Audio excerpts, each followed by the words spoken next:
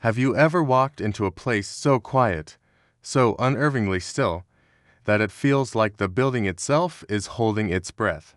At the edge of Estes Park, Colorado, there's a grand old hotel where silence doesn't feel empty. It feels watchful. This is the Stanley Hotel. Its name alone sends a chill down the spine of anyone who knows the story behind the Shining. Imagine approaching it at dusk. The mountains loom in the distance, their peaks fading into indigo shadows.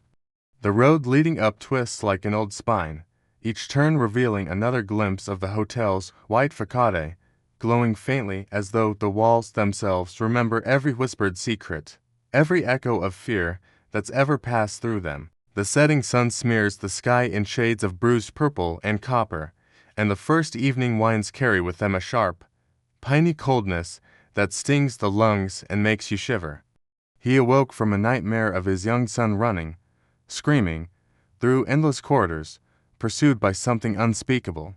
That dream became the Shining, but there were no children checked into the hotel that night. Guests have heard footsteps pacing the hallways, or felt the gentle tug of an invisible hand on their clothing. One man swore he saw a shadow darting past the doorway of his room, small, childlike, but moving too fast to be human. He didn't sleep that night. They've captured chilling evidence. Whispers caught on tape, cold spots that linger like invisible hands, and unexplainable movements of objects. One recording, taken outside room 217, caught a woman's voice softly humming an old tune. The corridor was empty, and the dead are only separated by a thin, trembling veil. He opened the door, and the laughter stopped. The hallway was empty, stretching into darkness, the patterned carpet seeming to swallow the light. Is it simply the power of stories told and retold? Or is there truly something inside these walls? The hotel stands like a sentinel of its own history, its long hallways whispering to those brave enough to listen. Even now, if you visit late at night, you might feel it too? That breathless hush as you walk down the carpeted halls, where the wallpaper seems to ripple when you're not looking, where each door you pass feels like it's hiding a pair of watching eyes. Since then, guests have reported hearing footsteps when no one is there, lights flickering as though someone is walking past, and doors unlocking and relocking themselves. Some have awakened in the night to find their luggage rearranged, clothes neatly folded or unpacked as though an unseen guest is tidying up or preparing to leave. And if you did, would you be certain that when you wake at 3 a.m., alone in your bed, the sound you hear in the hallway is only the wind? A night porter described hearing ballroom music in the dead of winter. When he opened the double doors to investigate, he saw people dancing, ghostly figures swirling in faded gowns and suits from another century. The air was heavy with the scent of old perfume and cigar smoke. And then, in an instant, the room was empty again, cold and silent, as if nothing had ever been there. Inside, the air feels heavy, as if steeped in centuries of memories. A housekeeper, assigned to clean room 217, swore she felt a sudden gust of cold air rush past her, though the windows were sealed tight.